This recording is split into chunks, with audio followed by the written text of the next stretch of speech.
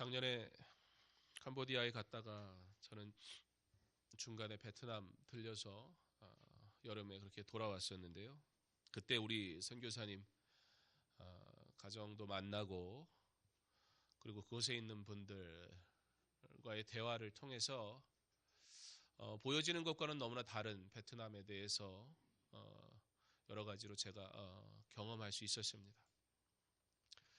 우리 성도님들에게 부탁드리는 것은 하나님이 우리로 복음 증거하도록 허락하신 그 땅 우리가 바로 알고 그리고 구체적으로 어떻게 기도해야 될지 준비되시기를 간절히 원합니다.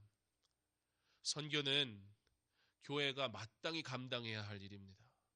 교회가 선교 안 하면 그건 교회가 아닙니다. 왜냐하면 주님이 세우신 교회는 그 일을 위해서 세우셨기 때문입니다. 그러므로 건설중앙교회가 더 많은 지역과 나라를 섬길 수 있는 교회 될 수 있도록 위해서 기도해 주시고, 기도하는 중에 우리가 선교지를 더 마음에 뜨겁게 담고 품고 그리고 그 지역에 필요한 기도 제목을 바로 알아 함께 기도하는 일에 힘써 주실 수 있기를 바랍니다. 선교지를 이해하는 것보다 더 중요한 거 없어요. 선교지를 눈으로 보고 정말 선교 현장을 경험하면 바르게 기도할 수 있지만 그렇지 않으면 자칫 내 수준만큼 내가 이해하는 만큼 판단할 수 있습니다. 특별히 베트남이라는 지역은 그럴 가능성이 굉장히 높습니다.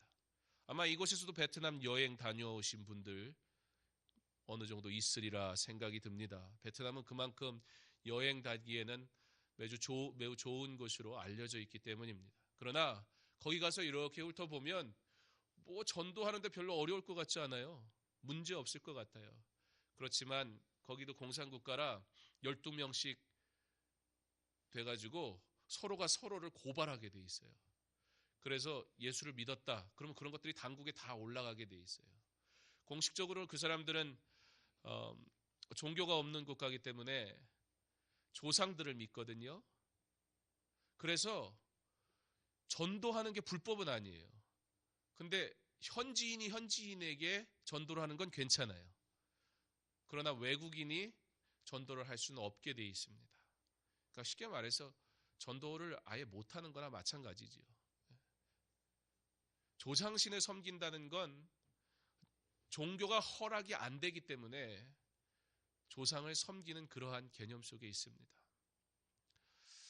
베트남뿐만 아니라 많은 선교 지역들을 우리 성도님들이 이렇게 게시판이나 이렇게 선교 보고를 붙여놓고 하면 좀 유심히 읽어주시고 기도의 제목을 꼭 기억하시기 바랍니다. 선교지를 이해하는 만큼 기도할 수 있어요. 그렇지 않으면 선교의 기도가 자칫 우리가 열심히 한다 못한다로 평가하는 자의 자리에 서게 될 수 있다는 사실을 꼭 기억하셔서 선교하는 일 우리가 정말 믿음으로 함께 동참할 수 있도록 여러분들 늘 기도로 동참하시고 이 선교하는 일 정말 교회에 맡기신 하나님의 사명임을 기억함으로 그렇게 힘써서 애써서 동참하실 수 있기를 바랍니다. 오늘 제가 서울지방경찰청 정오 예배 다녀왔습니다. 우리 선교국에 있는 권사님들 몇 분과 함께 다녀왔어요. 이유는 그곳에서 선교의 현장을 보지 않으면 잘 이해할 수 없기 때문입니다. 그래서 함께 다녀왔었는데요.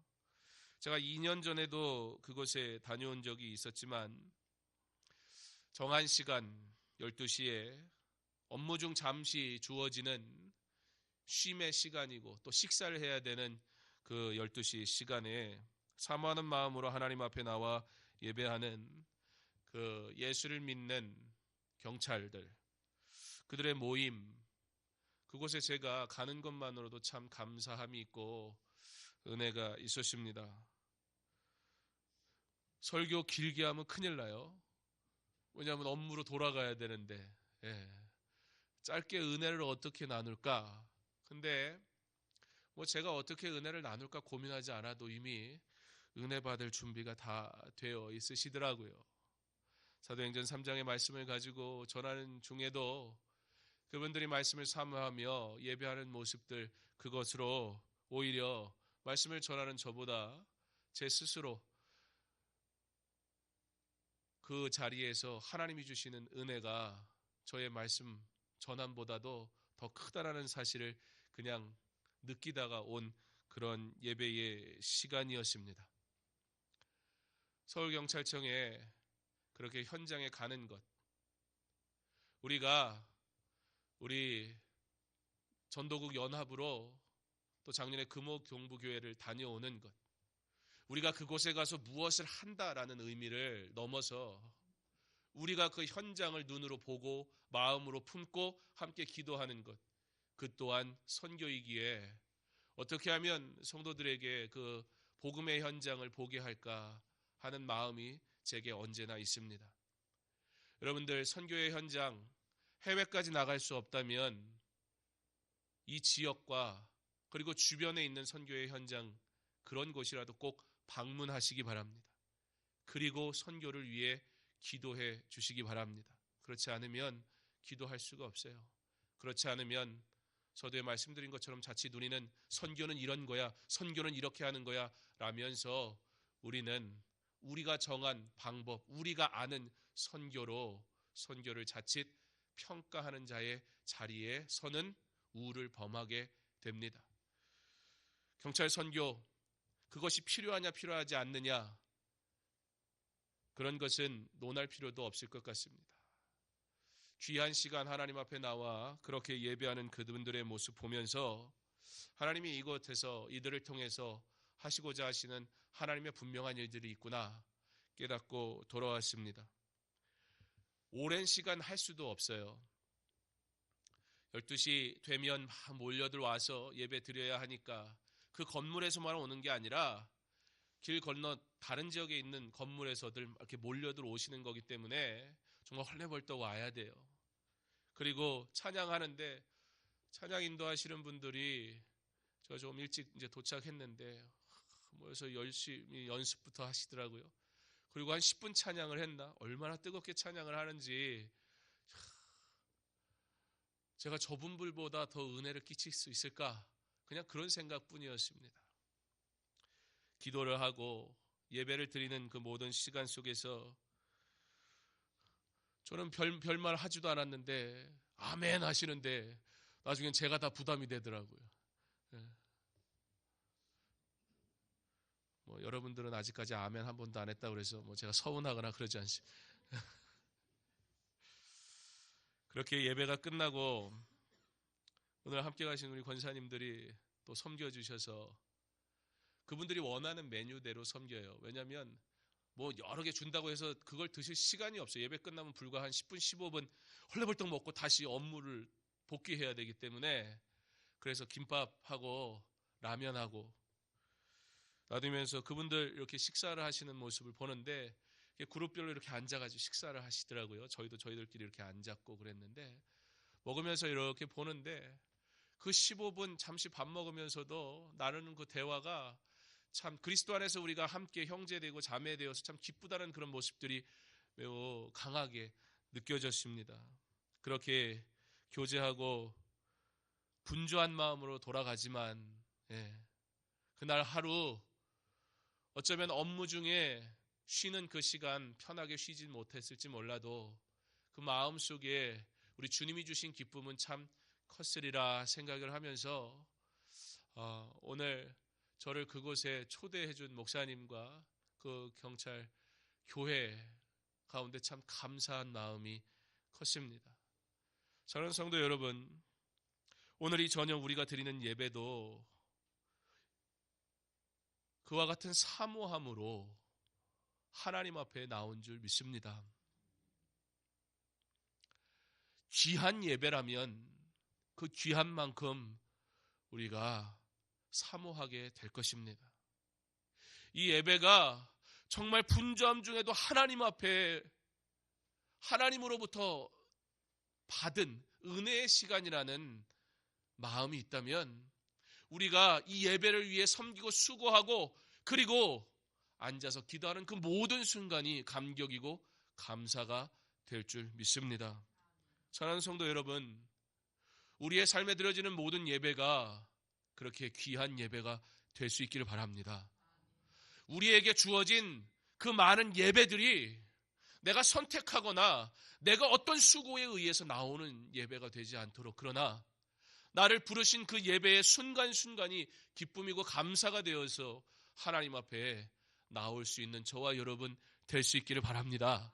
설교하는 자에게도 내가 설교할 수 있는 것이 은혜지, 내가 설교로 뭐 대단한 은혜를 끼치는 자가 아니라는 사실을 기억해야 하는 것처럼, 예배를 드리는 우리 모두는 우리가 이 자리에 나올 수 있는 것이 은혜이지 내가 선택한 것도 아니고 나의 무엇도 아님을, 그러므로 우리가 하나님 앞에 예배할 때에, 우리가 하나님 앞에 작은 부르심 앞에 섬길 때에 귀한 마음으로, 준비된 모습으로, 사모하는 마음으로 주 앞에 나올 수 있기를 간절히 원합니다. 설교자는 설교를 해야 하는 자이기에 하나님 앞에 엎드리고 기도하고, 설교를 듣는 여러분은 그럼에도 불구하고 부족한 자에게 하나님이 주신 사명이라 하나님의 은혜가 아니면 은혜 받을 수 없음을 기억하므로 하나님 앞에 기도하고 준비된 모습으로 하나님 앞에 예배하여서 우리에게 주어진 이 예배가 감사가 되고 감격이 되고 은혜가 되고 하나님께 영광이 될 수 있는 저와 여러분 될 수 있기를 간절히 원합니다. 그분들이 예배를 드리시면서 제 마음에는 막 너무 하고 싶은 말이 너무 많았어요. 그냥 좀 시간을 1시간이고 2시간이 더 주면 좋겠다, 그런 마음도 들었어요. 그러나 제가 1시간 설교하는 것보다, 이런저런 말 많이 하는 것보다 주어진 시간 하나님의 은혜를 구할 때 은혜가 더 크다는 생각에 그 자제하느라고 얼마나 힘들었는지 모릅니다. 끝나고 잠시 합심 기도하는데 얼마나 뜨겁게 기도하시는지 참 좋았습니다. 그렇다는 겁니다. 우리도 이따가 기도할 텐데. 사랑하는 성도 여러분, 예배는 하나님이 우리에게 허락하신 축복임을 믿으시기 바랍니다. 이 자리를 사모하십시오. 사랑하십시오. 준비된 모습으로 나오십시오. 그리고 주의 사람으로 하나님의 은혜를 이곳에서 꼭 누리고 돌아가시기 바랍니다. 예수 믿는 기쁨이 날마다 넘치기를 간절히 소원합니다. 오늘 말씀은 우리에게 위의 것을 찾으라, 그렇게 말씀하십니다. 골로새 교회를 향해서 바울이 그리스도인이 가져야 할 참된 행위가 무엇인가 권면하고 있는 것입니다. 위의 것을 찾는다는 것은 바로 우리가 하나님께서 우리에게 역사하시고자 원하시는 것을 알게 되는 것입니다. 하나님의 것을 우리가 찾을 때, 하나님의 것이 무엇인지 우리가 알게 될 때 여러분 어떠한 일들이 일어나는 줄 아세요? 우리에게 주어진 인간적이고 세상적인 것이 하찮은 것이라는 사실을 깨닫게 되더라는 것입니다. 오늘 경찰교회 목사님 그런 말씀을 하시더라고요. 이 시간 이렇게 와가지고 하게 되면 좋을 게 하나도 없대요, 그분들에게. 또 그렇게 해서 헌신하고 수고하고 그 일들을 막 하다 보면 이것을 우선으로 둬야 되다 보니까, 그래서 업무 중이잖아요. 중간이잖아요. 물론 개인의 시간이긴 하지만, 그러나 꼭 그 업무 중에 내 마음대로만 다 할 수는 없는 거잖아요. 쉬는 시간이라도. 그렇기 때문에 손해본다는 거예요. 쉽게 말하면 이렇게 대놓고 예배 시간이라고 매번 오고 이러는 분들은 진급하는데 어렵대요. 그래, 여기에 앉아있는 분들, 그분들은 진급하는 것 이미 다 접은 분들이래요.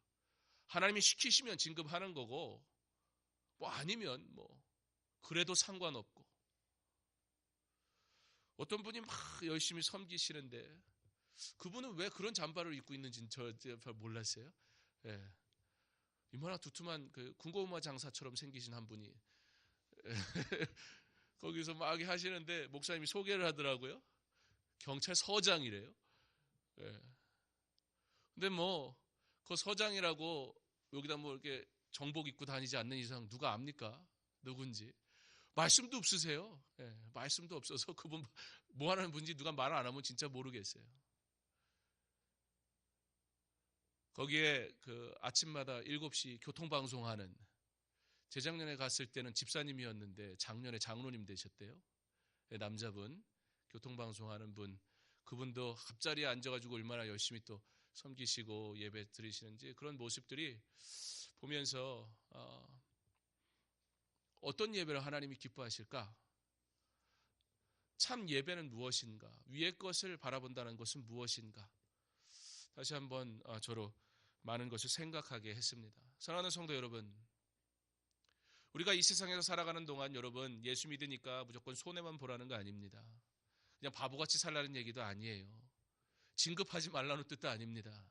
그러나 위의 것을 바라본다는 것, 그것은 하나님이 원하시는 것이 무엇인지 깨닫는 것이라는 사실을 우리가 기억할 때, 우리가 정말 예수 믿는 사람이라면 하나님이 원하시는 것이 무엇인지 날마다 보면서 살아갈 수 있는 하나님의 사람 될 수 있기를 바랍니다.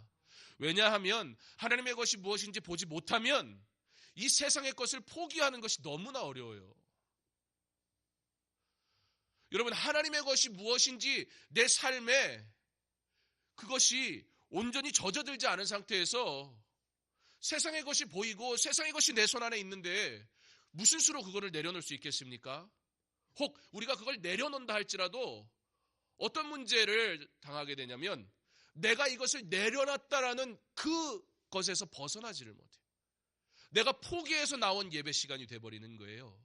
내가 포기함으로 전도한 게 된 거예요. 그러면 나의 의의가 자꾸 드러나게 되고요. 하나님의 은혜가 내 안에 채워져야 되는데 사람들이 그걸 알아주지 않을 때 기분 나쁜 거예요. 실망하는 거예요. 그리고 그 열심은 어느 순간 언제든지 사라져 버릴 수 있는 것입니다. 위의 것을 바라보라는 하나님의 말씀은 하나님이 역사하시고자, 그가 역사하시고자 원하시는 것, 그것을 우리에게 알게 하시는 것이라는 사실을 우리가 기억할 때 하나님의 것을 알므로, 그러므로 인간적인 것은 당연히 놓게 되는 그러한 은혜 가운데 살아갈 수 있는 저와 여러분 될 수 있기를 간절히 원합니다. 이렇게 하나님이 원하시는 것을 알게 되는 사람은 하나님께서 그에게 밝히 보이시고 깨닫게 하심으로 그가 자라게 하시는 대로 우리의 마음을 하나님의 깊으신 뜻대로 민첩하게 움직이게 되고 이제 인간적인 것은 하찮은 것으로 여겨지게 됩니다. 그런데 오늘 성경은 우리에게 이와 같은 일들이 어떻게 해서 가능한가? 어떻게 위의 것을 바라봐야 하는 것이 당연하고 위의 것을 바라보는 것이 가능한가? 그것에 대해서 우리에게 우리의 정체성에 대해서 말씀하십니다. 1절에 그러므로 너희가 그리스도와 함께 다시 살리심을 받았으면, 너희가 그리스도와 함께 다시 살리심을 받았으면 무슨 얘기예요? 이제는 우리가 하나님의 자녀가 되었으면, 이제는 우리가 저 천국에서 영원히 살 것을 소망하는 자가 되었으면, 말씀은 승천은 부활과 동행하는 것이다, 그런 의미예요. 우리가 그리스도의 지체라면 우리는 이제 하늘로 올라갈 것이다, 그 얘기예요. 그러므로 우리가 하늘로 올라갈 자가 되었다면 우리가 위의 것을 바라보는 것은 마땅한 것 아니냐, 우리에게 당연하게 요구하시는 거예요. 우리에게 당연히 요구가 되어야 될 것이 어찌 나의 포기로 인해서 되어야 한다는 것입니까? 그렇지 않아요. 위의 것을 바라본다는 것, 하나님이 역사하시는 그 원하시는 것을 바라본다는 것은 우리가 구원받은 자이기 때문에만 가능하다는 거예요. 그것을 모르는 자는 결코 볼 수 없는 하나님의 것. 그러므로 내 것을 포기하는 게 아니에요. 여러분, 포기하고 하나님 앞에 오지 마세요. 그러나 두 손 들고 하나님 앞에 오기를 바랍니다. 두 손 든 사람이 거기서 내 것을 찾아요? 그런 사람 없어요. 항복한 사람이 지금 내 것, 네 것 따져요? 그런 거 없어요. 항복은 내 것 아무것도 없습니다. 고백하는 거예요. 위의 것을 바라본다는 것은 이 구원의 은혜에 내가 참여했다는 것인데, 그러므로 세상의 것, 그것 더 이상 내게는 귀한 것이 되지가 않는다는 것이에요. 포기하고 오지 마세요. 여러분의 귀한 시간 포기하고 이곳에 오지 마세요. 그러나 이 시간이 나의 가장 귀한 시간이 되게 하시기를 간절히 원합니다. 그러면 당연히 여기 있는 거예요. 그러면 당연히 주의 은혜를 사모하고 나오게 되는 줄 믿습니다. 그리스도께서는 죽은 자들 가운데서 살아나셨고 하늘로 들리음을 받으셨기 때문에 우리도 그의 은혜로 그분과 더불어 올라갈 것이기 때문에 우리는 위의 것을 바라보는 하나님의 사람들인 것입니다. 그러므로 우리는 실제적으로 볼 때 이 세상에 살고 있는 자들이지만 우리의 마음은 어디에 있는 것을 구해요? 위의 것을 구하는, 그러므로 더 이상 이 땅에 매여 있지 않는 자입니다.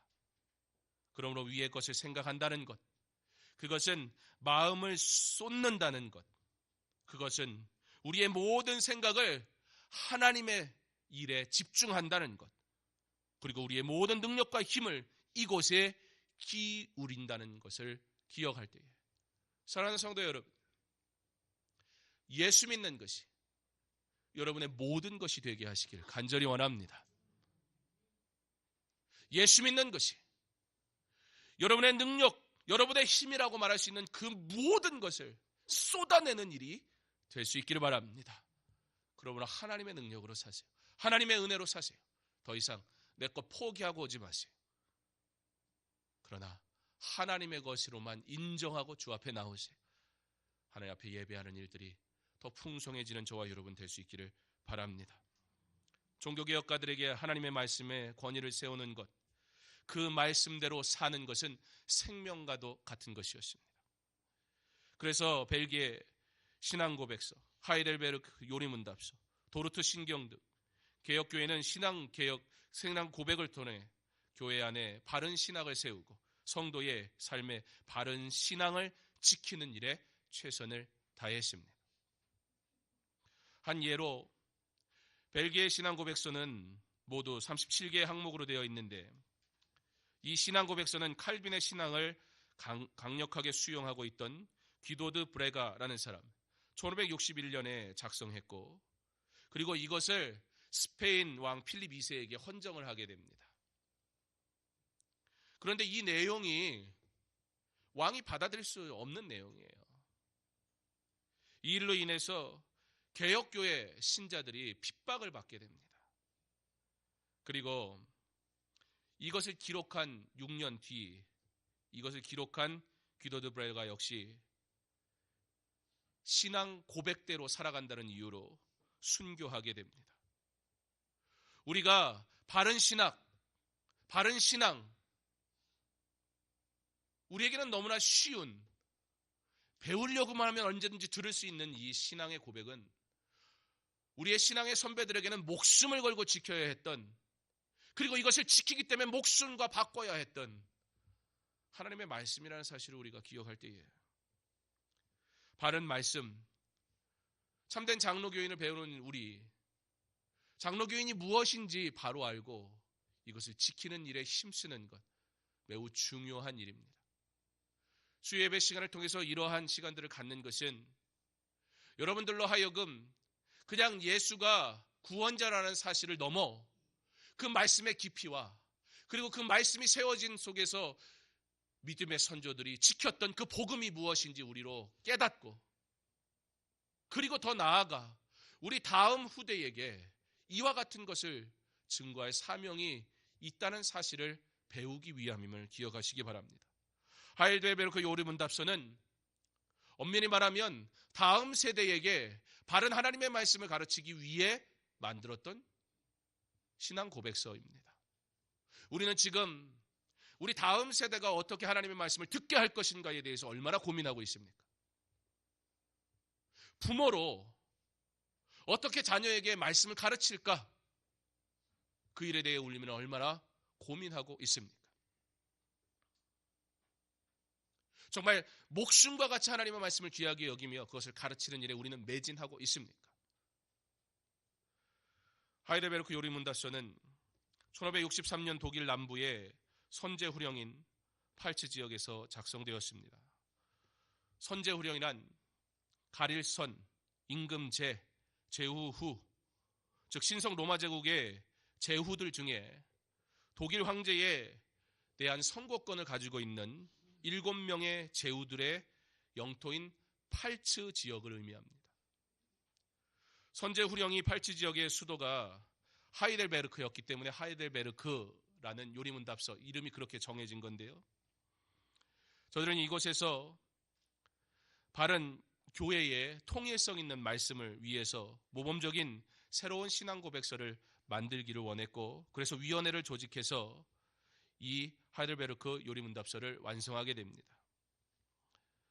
여러분, 언제나 이런 신앙의 고백, 바른 신학, 당시에는 그런 것들을 정한다는 것은, 그것을 만들고 그 신앙을 지킨다는 것은 목숨을 걸어야 되는 일이었습니다. 특별히 하이델베르크 요리문답서 같은 경우에는 네덜란드에서 많은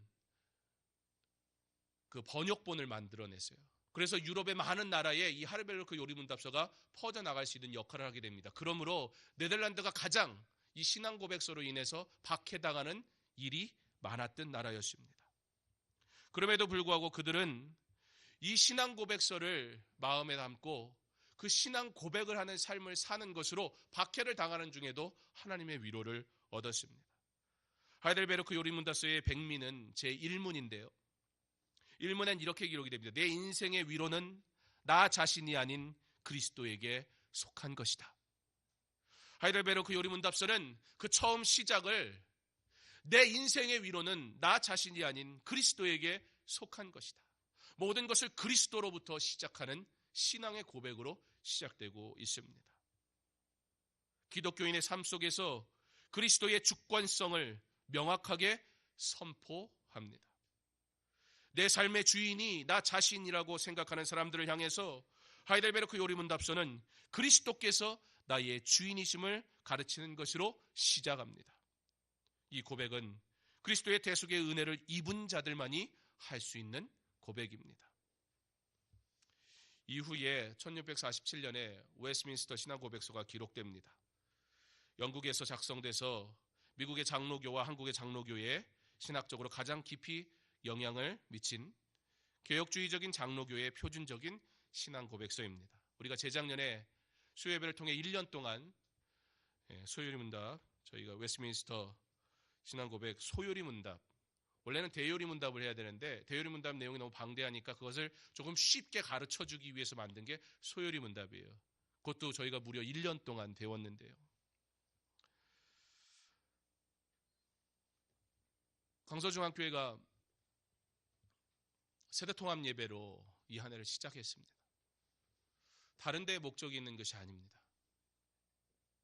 부모가 자녀에게 말씀을 가르치는 교회, 부모의 신앙이 계승되는 교회, 그것은 건강한 교회의 매우 중요한 부분입니다.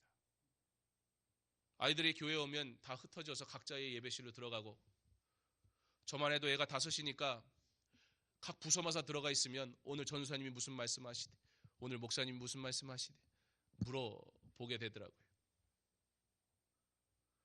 제 설교가 더 은혜로워서 제 설교 들으라는 것이 아닙니다. 그러나 과연 믿음이, 바른 믿음이 제대로 자녀들에게 계승되어지고 있는가라는 질문 앞에 필요한 일인 것 같다는 생각이 들었고 기도하며 준비한 일입니다. 주보에 자녀들과 예배드릴 수 있도록 행복한 가정 예배 순서지도 만들고, 셀 예배 드리는 것도 그대로 놔두고, 제 개인적으로는 엄청난 일이기는 해요. 아이들에게 설교하는 설교 원고는 아무리 같은 본문이고 같은 내용이라도 따로 만듭니다. 예배를 드렸더니 한 번은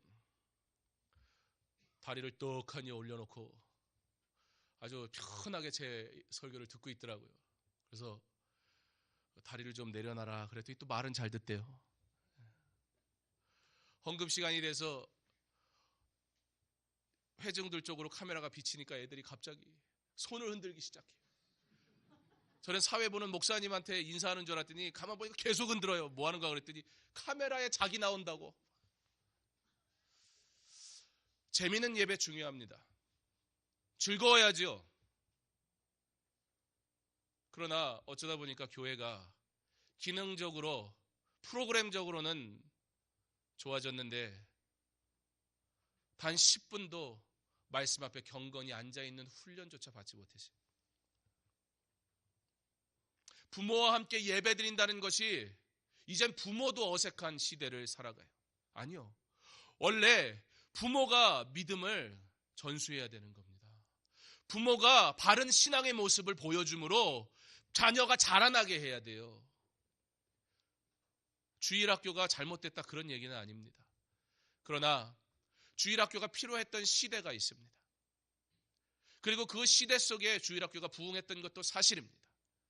그러나 그 주일학교의 환경과 프로그램은 훨씬 많아졌음에도 불구하고 전국 교회의 50%는 중고등부가 존재하지 않는 교회가 되어져 버렸고 주일학교는 점점점 사라지는 교회가 된다는 이 세대 앞에 하이델베르크 요리문답서를 만든 목적, 다음 세대에게 진리의 말씀, 하나님의 말씀, 바른 말씀을 가르치고자 어떤 부모들은, 어떤 신앙의 선배들은 목숨을 걸었건만 우리는 과연 바른 신앙의 고백을 내 삶에서 하고 있는지, 그리고 이 신앙의 고백을 지키기 위해 부단히도 노력하고 있는지, 저와 여러분이 먼저 하나님 앞에 우리의 모습을 되돌아보고 회개할 것은 회개하고 우리가 지켜야 될 바른 믿음이 무엇인지 배워야 하는 그러한 부모 되어야 할 줄 믿습니다.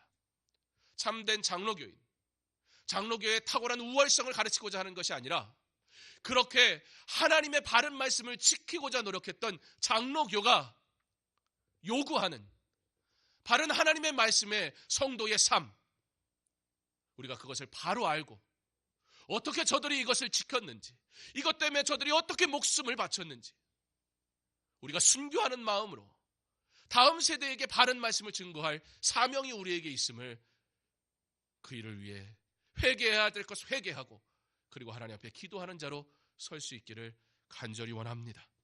어떻게 가능하겠습니까? 단순히 그 신학적인 내용으로 우리가 변화될 수 있을까요? 그렇지 않아요. 위의 것을 바라봄으로 우리가 그 일을 행하게 될 줄 믿습니다. 역사하실 하나님의 놀라운 일들을 내가 알게 될 때, 우리 다음 세대에게 행하실 하나님의 일들을 내가 기대할 때 우리가 그 일 앞에 수고하고 헌신하게 될 것입니다. 제 개인적으로 1부 설교하고 2부에 떠드는 그 아이들 데리고 설교하고 나면 진이 확 빠져요. 3부 설교하고 그리고 4부에 이 자리에 와서 설교하면 그때쯤 되면 제가 뭔 소리 하는지도 잘 모르겠어요. 그러나 단 한 가지 이유, 이 세대가 너무나 이념적으로 그리고 여러 가지 문화적으로 갈기갈기 찢어져 있는 이 세대가 다른 것들은 다 나뉘어도 말씀만큼은 함께 나눠야 되지 않겠는가? 그거 외에는 회복될 방법이 없기에 믿음의 고백을 부모와 자녀가 함께 하는 일이 가장 중요하기에 그 일을 전도선교 공동체인 이 한 해부터 시작하게 된 것입니다. 사랑하는 성도 여러분, 다양한 신앙 고백서가 있습니다. 이 중에는 웨스트민스터를 제외하고는 여러분이 한 번도 배워보지 못한 부분들입니다. 하이델베르크 요리문답이나 벨직 신앙 고백 같은 것들을 여러분들이 언젠가 배울 수 있는 기회가 있으면 좋겠습니다. 단 시작하기가 좀 두렵습니다. 재미없을까 봐. 언제부터 우리에게 말씀이 우리를 기쁘게 하는 재미가 되었는지, 바른 말씀을 듣는 것이 기쁨이 되는 성숙한 믿음을 소유한 저와 여러분 될 수 있기를 바랍니다. 하나님의 진리의 말씀을 듣는 것으로 그것으로 기뻐하는 우리의 바른 신앙의 모습을 회복할 수 있기를 바랍니다. 교회가 더 이상 세상의 방법과 같이 재미를 추구하는 것이 되지 않도록, 그러나 오직 하나님 한 분만 영광 받으시는 거룩한 공동체 되어 이곳에 모이는 모든 하나님의 사람들이 예배하는 자 되고, 모이는 모든 예배마다 감사함으로 사모함으로 나와서 하나님께 영광 돌리는 우리의 삶의 모습이 될 수 있기를 하나님의 은혜를 사모하는 자들에게 주신 하나님의 놀라운 일들을 경험할 수 있는 저와 여러분 될 수 있기를 바랍니다. 다음 주에는 신년 부흥회가 있습니다. 맨날 설교하는 사람이 또 설교해서 너무 기대하실 건 없지만, 그러나 전도 성경 공동체, 특별히 하나님께로 돌아오라는 사도행전 14장 15절의 말씀을 가지고 우리가 이 한 해 그리고 앞으로 선교하는 공동체로서 어떻게 살아갈 것인지에 대한 하나님의 부르심에 대해 듣는 말씀의 시간을 통해 우리 안에 하나님이 원하시는 일들이 무엇인지 깨닫는 시간 될 수 있기를 간절히 원합니다.